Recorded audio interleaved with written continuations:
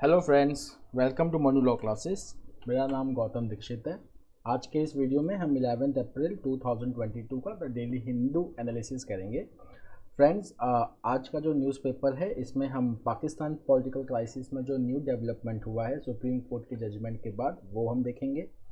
उसके बाद हम पढ़ेंगे अबाउट दी एक बार फिर से हम रिवीजन करेंगे आरबीआई मॉनेटरी पॉलिसी का, जो सैटरडे को हमने इसको बहुत ही डिटेल में किया था। आप ये वीडियो मेरा देख सकते हैं शनिवार का डेली हिंदू एनालिसिस 9 तारीख का 9 अप्रैल का, जिसमें मॉनेटरी पॉलिसी को मैंने बहुत डिटेल में डिस्कस किया है।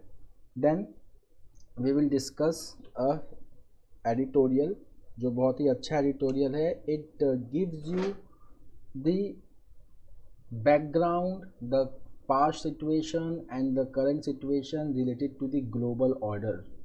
ठीक है, बहुत ज़्यादा इसके बारे में बात हो चुकी है, सैंक्शंस के बारे में बात हो चुकी है। तो हम आज ग्लोबल ऑर्डर में पढ़ेंगे। इसमें हम ये भी देखेंगे कि G7 G20 ये सब क्यों बने थे, व्हाट इज़ वाशिंगटन कॉन्सेंसस, ये सब भी हम देखेंगे आज।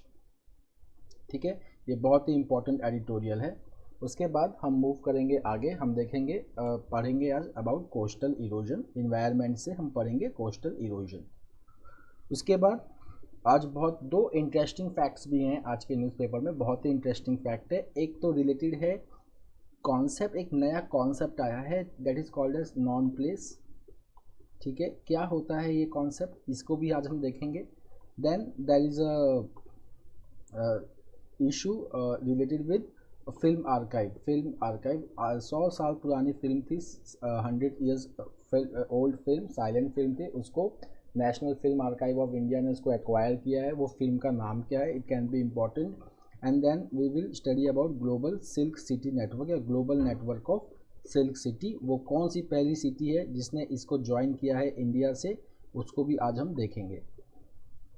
And then from the international point of view आज हम 2+2 इंडिया यूएस 2+2 डायलॉग के बारे में भी हम आज पढ़ेंगे। ये बहुत ही इम्पॉर्टेंट है। जैसा कि हम जानते हैं कि इंडिया का जो 2+2 डायलॉग है वो क्वाड मेंबर्स के साथ होता है, that is Japan, Australia, US. और 2021 में India also started this 2+2 dialogue with Russia. Russia के बारे में दो इम्पॉर्टेंट पॉइंट्स और भी हैं जो मैं आपको बताना चाहता हूँ, that is Denis Alipov, he was appointed recently as the Russian ambassador to India.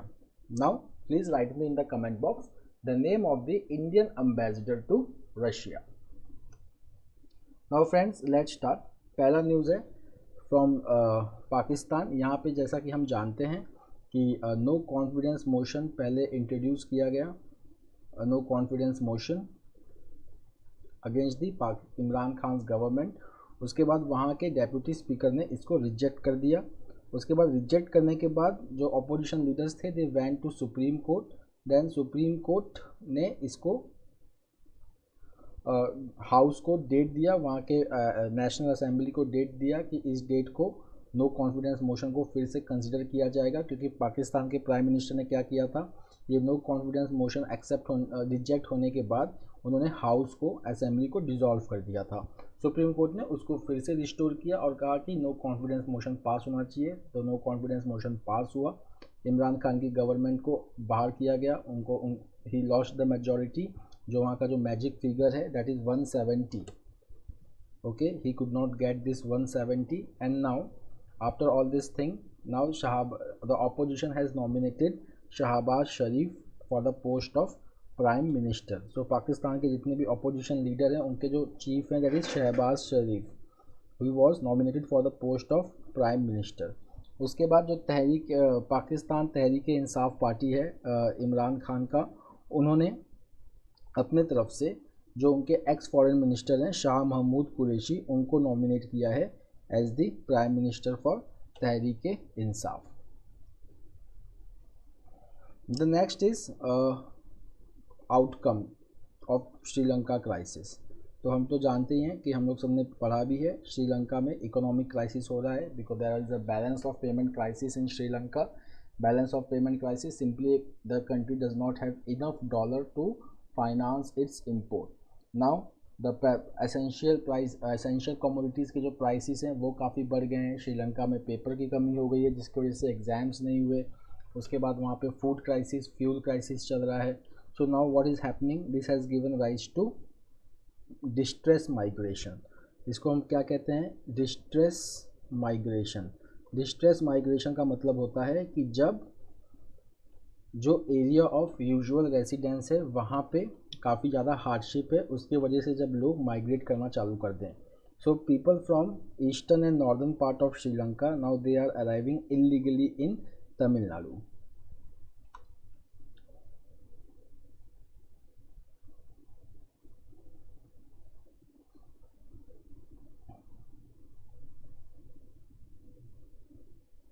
Now friends, अब हम चलते हैं इस न्यूज़ की तरफ। ये न्यूज़ बहुत ही इम्पॉर्टेंट है। This is related to one liners, global news है। ठीक है, इसको आप आर्ट एंड कल्चर से जोड़ सकते हैं, related to art and culture. अब अगर हम इंडिया की बात करें, अगर हम सिल्क देखें इंडिया में, तो इंडिया में जो टाइप ऑफ सिल्क ग्रो किया जाता है, there are 4 types of silk which is grown in India. ये इन्फॉर्मेशन इस न्यूज़पेपर में नहीं है, मैं अपनी तरफ से दे रहा हूँ। So please write if you can write it. So it is mulberry, then eri, then muga silk and then चार सिल्क। 3-4 टाइप के ये सिल्क इंडिया में ग्रो किए जाते हैं। इंडिया में the largest silk growing state is Karnataka.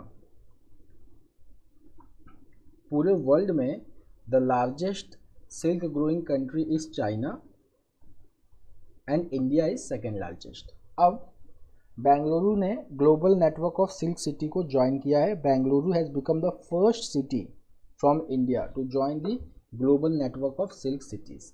ये जो global network of silk cities है, इसको आप कंफ्यूज मत करना कि ये यूनेस्को का कोई इनिशिएटिव है। ये यूनेस्को का इनिशिएटिव नहीं है, ठीक है, fine. So this is the information. The next city which can become the part of this global network of silk city is Calcutta का मुर्शिदाबाद। ओके, मुर्शिदाबाद। तो मुर्शिदाबाद जो है वो एक, वहाँ पे सिल्क वीविंग की हिस्ट्री काफ़ी दिन तक चली है, from Mughal time. Okay, and then there was Nawab of Bengal Murshid Quli Khan who shifted his capital from Dhaka to Murshidabad. Murshidabad जो है वो बहुत ही फेमस ट्रेडिंग टाउन रहा है ब्रिटिश टाइम में, and it is located on the east side of the Bhagirathi river, and it was named Murshidabad because it was settled by Murshid Quli Khan who was the Nawab of Bengal। जैसे कि history में आप पढ़ते हैं battle of Plassey, battle of Plassey, ठीक है। तो battle of Plassey जो है, ठीक है, ये बंगाल से ही रिलेटेड है। Murshid Quli Khan when he started ruling Bengal, so Bengal became more or less autonomous from the Mughal Empire. Later on, there was Nawab of Bengal, uh, Siraj-ud-Daulah, and he was ruling Bengal. During his time, there was a fight between British and Bengal Nawab, that is called as Battle of Plassey.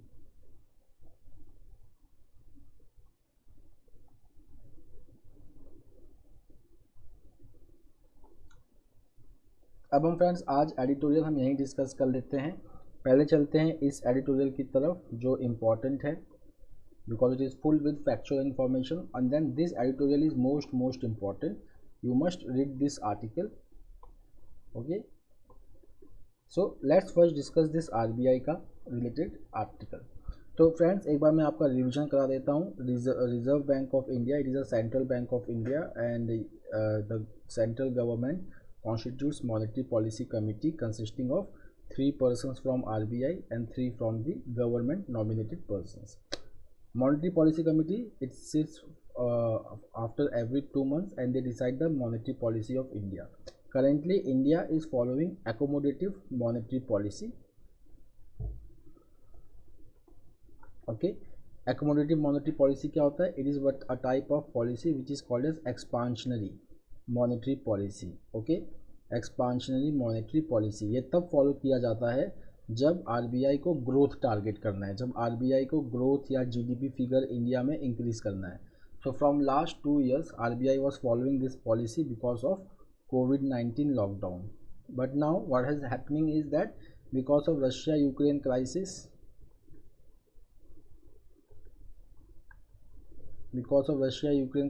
Okay. So crude oil prices, crude oil का दाम बढ़ते जा रहा है। उसके साथ साथ अगर आप देखेंगे कि कमोडिटी प्राइसेस, जैसे कि हमने वर्ल्ड फूड इंडेक्स किया था जो फाओ रिलीज़ करता है, फूड एंड एग्रीकल्चर ऑर्गेनाइजेशन, हमने सैटरडे को ये न्यूज़ किया था जिसमें ये बताया गया था कि food prices in the global market has also increased and there are chances of famine in low income countries of Africa. So यहाँ पे the global food commodity prices has increased, because of that the inflation in India has cross the CPI inflation, consumer price index ने cross कर लिया है 6%। जब जैसे inflation 6% cross किया है, अब RBI ने अपने लेटेस्ट मॉनेटरी पॉलिसी रिपोर्ट में कहा है कि this time they will follow the accommodative monetary policy, but from next time they will target inflation. तो जब RBI इन्फ्लेशन टारगेट करने पे आती है तो then it reverses its policy, जो पहले एक्सपांशनरी होता है it becomes tight monetary policy, okay. उसके बाद इस आर्टिकल में कुछ फैक्ट्स हैं जो हमको याद करना है। RBI के गवर्नर कौन है? Then he is the Shaktikanta Das, he is the ex officio chairperson of monetary policy committee. The next is that over here from last 3 years, sorry, not 2 years, 3 years, the RBI has prioritized growth over price stability। इसका मतलब हुआ कि RBI is following the accommodative monetary policy, but now because of this inflation RBI will reverse this policy। after that RBI ने कुछ projections दिए हैं, वो projections आपके लिए काफ़ी important है। पहला projection है कि what is the forecast of inflation। तो forecast of inflation is 5.7%, earlier it was 4.5%, now it is 5.7%। उसके बाद what is the forecast for GDP for the financial year 2022-23, okay, so it has been reduced from 7.8 to 7.2%, so currently it is 7.2%, and now RBI is going to follow what? Growth या price stability? So now the answer will be that RBI is now going to follow price stability and there will be withdrawal of accommodation.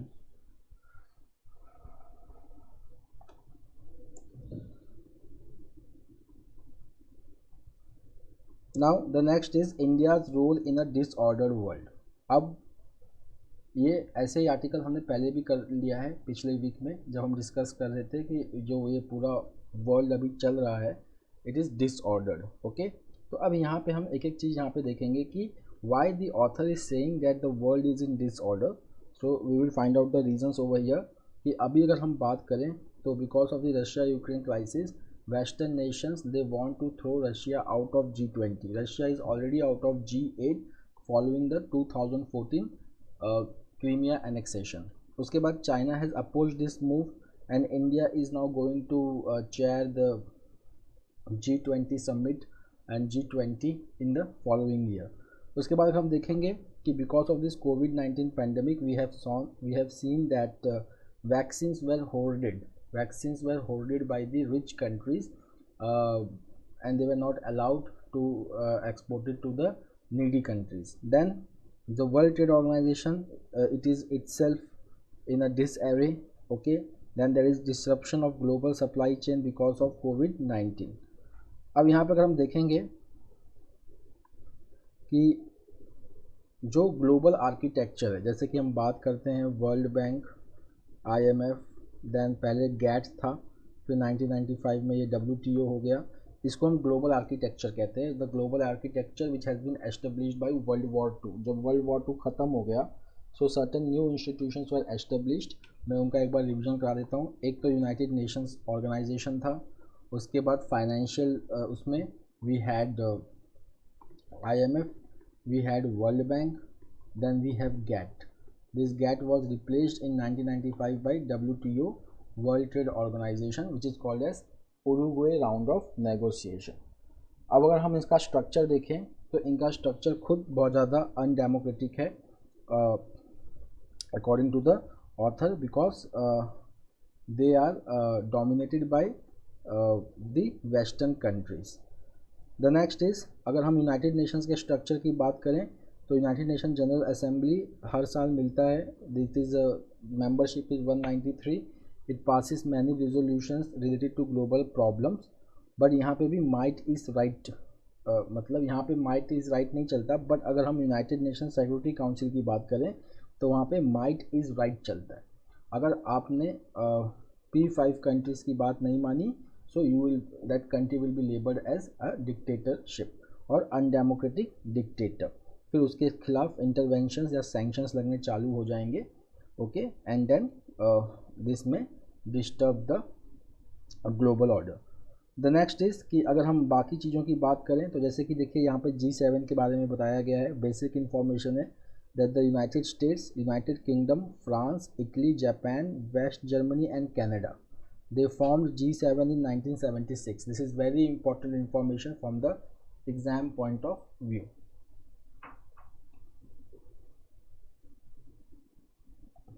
Okay, now why G7 was formed? So G7 was formed to discuss the problem at that time which was happening in the world because of the oil embargo imposed by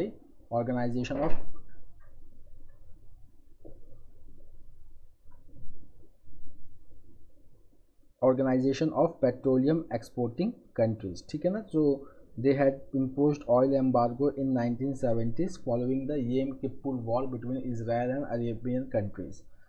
Then G7 में European Union was invited for the first time in 1977. Russia joined it in 1998 after the collapse of Soviet Union in 1991.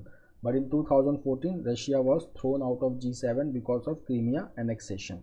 China कभी इसका member नहीं बना, okay. Then see how G20 was formed. तो यहाँ पे देखिए एक बात हो रही है Washington consensus in 1991।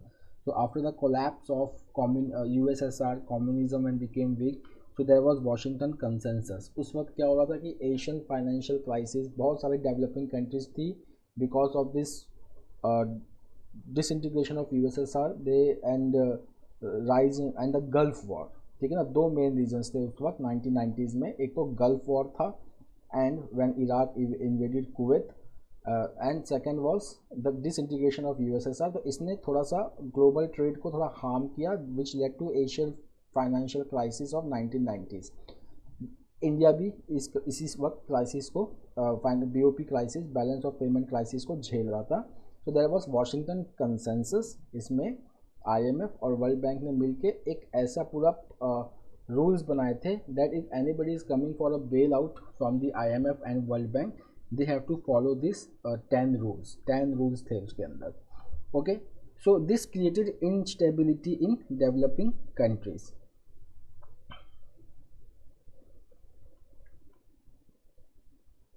The next is कि वर्ल्ड में स्लोली इनइक्वलिटी बढ़ा हुआ है, ठीक है। अगर हम बात करें कि ये एक बिलीफ था पहले कि अनफेक्टेड मतलब uncontrolled flow of finance and trade across all national borders it is going to help to fight poverty, but this has not happened. inequality अगर हम बात करें तो वो because of this global flow of finance and trade वो बढ़ा ही है, ठीक है।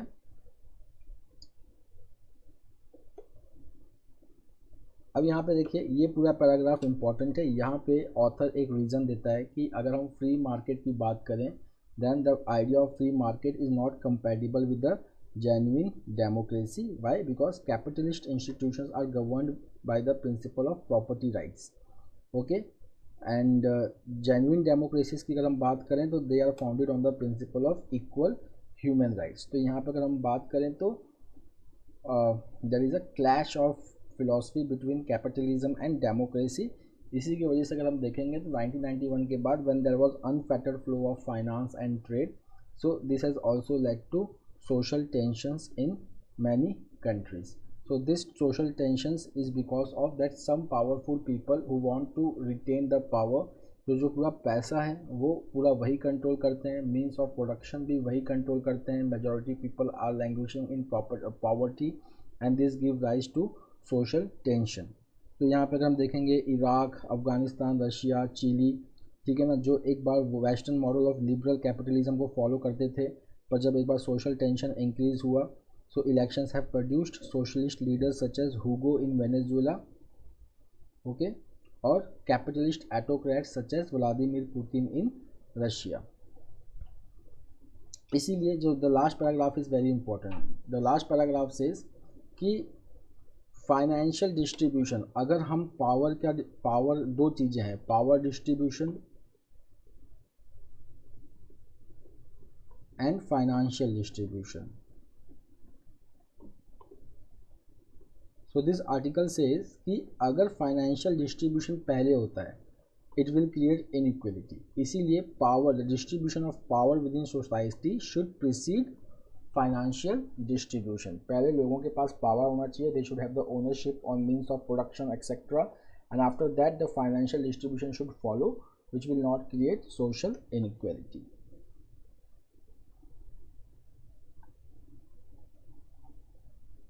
Now friends, again this is a news from the government policy।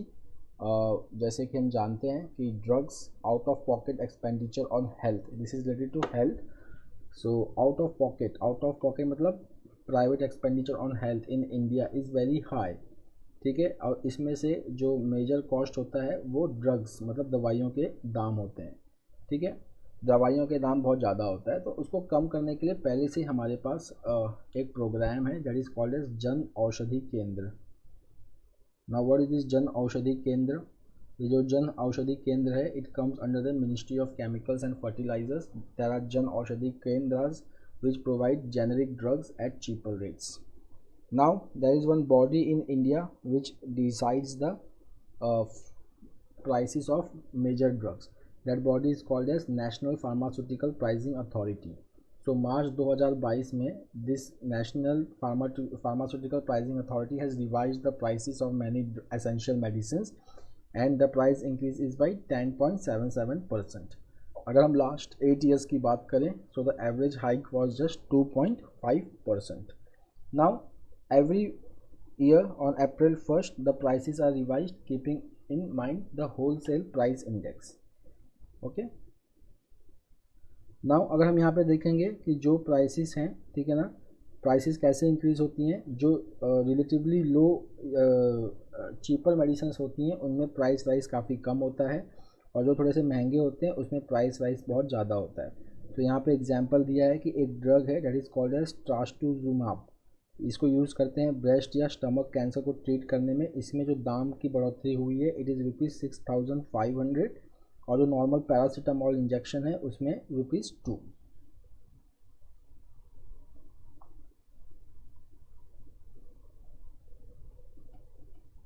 Now friend, अब हम एक कॉन्सेप्ट पे आते हैं, एक नया कॉन्सेप्ट है नॉन प्लेस का, ठीक है। नॉन प्लेस जैसे कि फ्रेंड्स आप होटल में जाते हैं, सुपरमार्केट में जाते हैं, या रिसोर्ट में हैं आप, या एयरपोर्ट में हैं आप, ठीक है।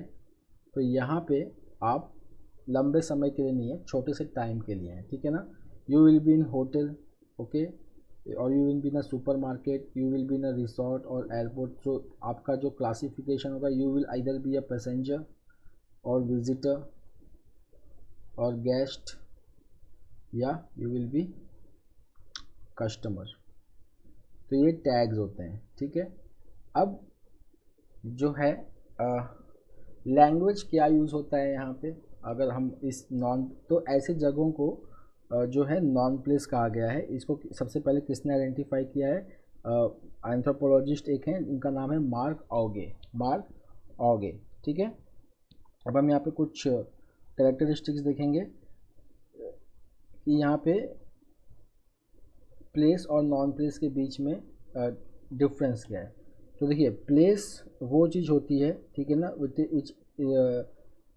Which is associated with an event, a myth और अ हिस्ट्री, ठीक है। उसके बाद अगर हम देखेंगे कि नॉन प्लेस जो होता है उसका कोई ऐसा सिंबल नहीं होता है, ठीक है ना। Like places they will have historical relation and they will be associated with identity. For example, जैसे कि हम ताजमहल की बात करें तो इट इज़ अ प्लेस। अगर हम किसी एक स्टेट की बात करें, नागालैंड की बात करें, तो it is a place. Why? They have certain history, they are associated with certain history, certain myth, certain events. हम नॉन प्लेसेस की बात करें तो non places they are not considered, they are not confined और they have nothing to do with history और identity. Okay, जैसे places जो हैं they are formed by individual identities through shared language, local references and know how. For example कि आप समझ लीजिए कि दिल्ली में रह रहे हैं, ठीक है, तो आप दिल्ली हाइट हुए तो ये प्लेस हो गया। तो यहाँ पे क्या है कि यहाँ पे एक शेयर्ड लैंग्वेज होगा, ठीक है। यहाँ पर आप मेट्रो बोलेंगे तो दिल्ली वाला समझ जाएगा कि मेट्रो का मतलब क्या है, ठीक है। अगर आप डीटीसी बोलेंगे तो वो उसका मतलब भी समझ जाएगा, ठीक है। फिर लोकल रेफरेंसेस होंगे जो बाहर के लोग नहीं समझ पाएंगे पर वहाँ के लोग समझ सकते हैं, फाइन। बट अगर नॉन प्लेस की हम बात करें, ठीक है, ये जो है ये होमोजेनाइज करता है आइडेंटिटी को, मतलब सबका आइडेंटिटी एक जैसा ही होगा। फॉर एग्जांपल सुपरमार्केट में सारे लोग कस्टमर ही हैं, ठीक है, और वो भी टेम्पररी पीरियड के लिए। जैसे ही वो सामान खरीद के बाहर आ जाएंगे they are no more customer in that supermarket, fine.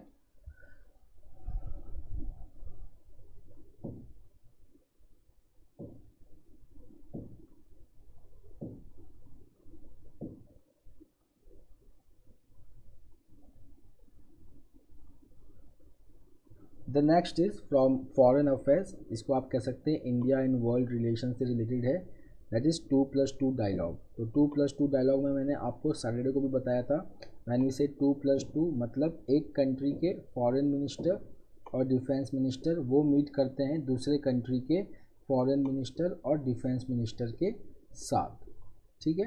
This is called as 2+2। So India US का जो 2+2 डायलॉग है, यहाँ पे हमारे जो एक्सटर्नल अफेयर्स मिनिस्टर हैं एस जयशंकर, डिफेंस मिनिस्टर जो हैं राजनाथ सिंह जी, वो मिलेंगे secretary of state Anthony Blinken के साथ, और जो वहाँ के जो डिफेंस सेक्रेटरी हैं लॉयड ऑस्टिन, ठीक है, उनके साथ, ठीक है। This is called as 2+2 dialogue. So this dialogue after 2020 is being held in USA, and there is a background for it, that is Russia-Ukraine crisis and India's response to various resolution to Russia in United Nations bodies and buying cheap oil from Russia. Along with that, they are going to discuss comprehensive global strategic partnership between the two countries, and they are going to focus on defense, science, technology, emerging technology, climate and public health. Okay, and then there are certain important defense deals. These are 30 Predator armed drones for all the three services, then 26 deck based fighter aircraft for INS Vikramaditya, which is the aircraft carrier of India leased from Russia, and then indigenous aircraft carrier built in India, that is INS Vikrant. The next deal is P8I maritime patrol aircraft, ठीक है, P8I maritime patrol aircraft for Indian Navy. The next is जो हमने Saturday को भी किया था, that is MH60R multi role helicopters. Okay, यहाँ पे हम 24 हेलीकॉप्टर खरीदने वाले हैं।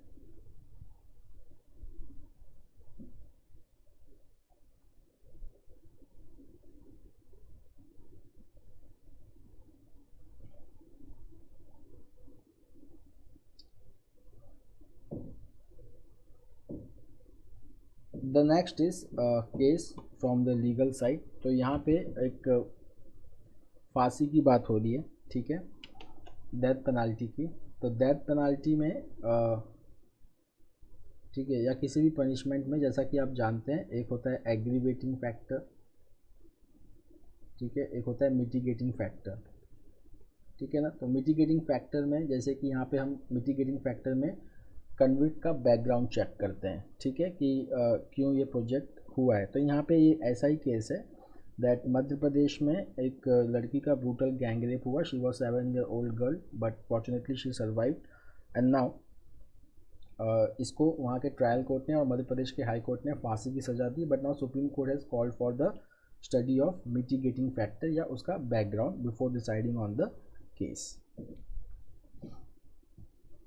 The next is Bengal coast faces most erosion.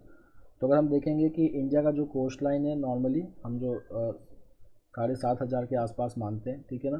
So the ministry of earth science has inform the Lok Sabha that 6,907.18 kilometre long coast line है इंडियन मेन लैंड का, जिसमें से 34% are under erosion, 26% is in accretional nature and the remaining 40% is in stable state.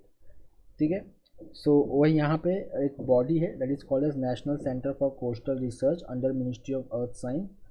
ठीक है ना, इसने करीब analyse किया है 6907.18 kilometre long Indian coast line को, और ये पाया है कि परसेंटेज के टर्म में कि वेस्ट बंगाल में सबसे ज़्यादा कोस्टल इरोजन है। वेस्ट बंगाल का जो कोस्ट लाइन है दैट इज़ 534.35 किलोमीटर, और यहाँ पे 60.5% of the coast line is eroded. The second number पे यहाँ पे कौन है? केरला। देन थर्ड नंबर पे Tamil Nadu, then fourth is Gujarat, and then in Union Territory of Puducherry, which has a 41.66 kilometer long coastline, okay, 56.2% of its coast is recording erosion. The next is 100-year-old silent classic Behula reaches NFAI. तो ये एक 100 साल पुरानी movie है, उसका नाम है बेहुला, 1921 में रिलीज़ हुई थी। ये एक साइलेंट मूवी है, इसको बनाया था कलकत्ता के मदन थिएटर ने। तो ये पेरिस बेस्ड एक फाउंडेशन है, जीरोम सेडोक्स पैथे, वहाँ से इसको वापस लाया गया है, national film archive of India में इसको रखा गया है। Okay, now friends,